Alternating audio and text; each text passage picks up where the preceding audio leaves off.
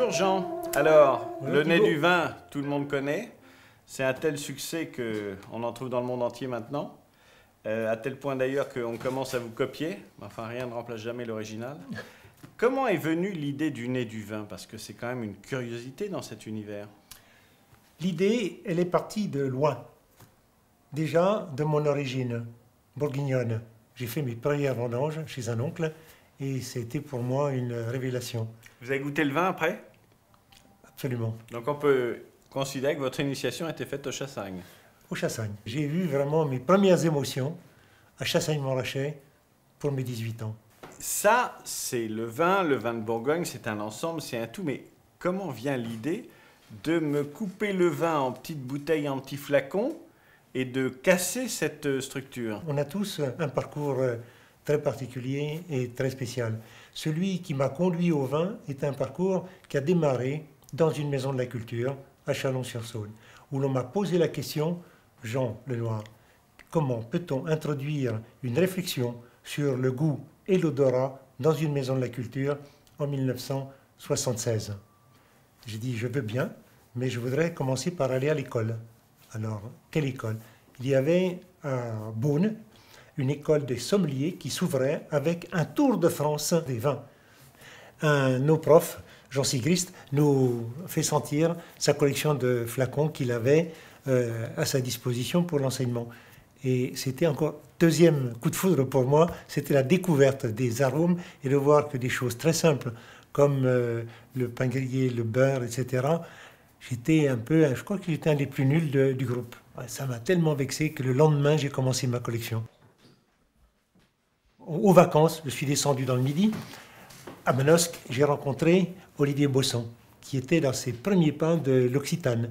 Il avait ouvert la première boutique de l'Occitane à Manosque, pays de Giono.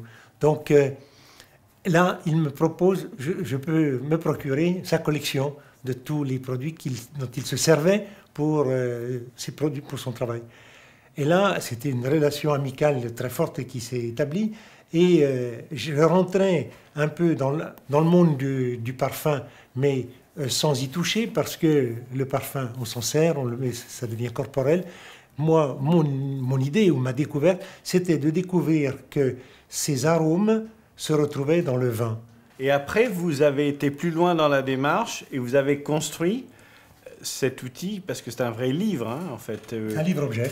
C'est un livre-objet qui est totalement pédagogique. Complètement. Et comment il fonctionne le nez du vin? Ces arômes ici qui ont été choisis sont à base de molécules.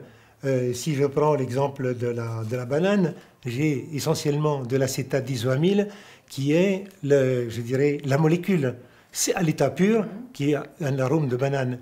Bon, quand je retrouve cet arôme, quand je trouve cette molécule dans un Beaujolais, il n'y a pas photo, c'est puisque la molécule acétate d'isoamyle sent la banane, que je la retrouve dans le Beaujolais primeur, comme beaucoup de vins primeurs, pas que le Beaujolais, eh bien, j'ai fait la preuve qu'il y a le lien entre mon vin et ce que j'ai choisi comme témoin pour vous faire sentir. En fait, c'est des marqueurs. C'est l'ADN du vin. Ce sont des marqueurs. En même temps, c'est à la fois pédagogique et très ludique. C'est-à-dire que c'est une manière très amusante d'aller découvrir le vin, ses spécificités. C'est-à-dire qu'on ne forme pas des érudits, on initie celui qui a envie de se familiariser avec le vin, avec les typicités de chaque terroir. Alors Jean, le 46, c'est quoi? Paul.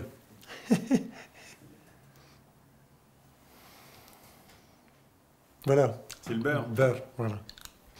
C'est le diacétyl qui est un des témoins olfactifs qu'on retrouve dans le beurre, mais aussi qu'on retrouve dans les chassaignes Montrachet. Pourquoi je dis que mon chassagne, souvent les gens disent, je retrouve le côté beurré. Et quand mon père servait avec son chassagne une gougère, c'était beurré. Ma gougère, mon chassagne était en harmonie. C'était un vrai mariage.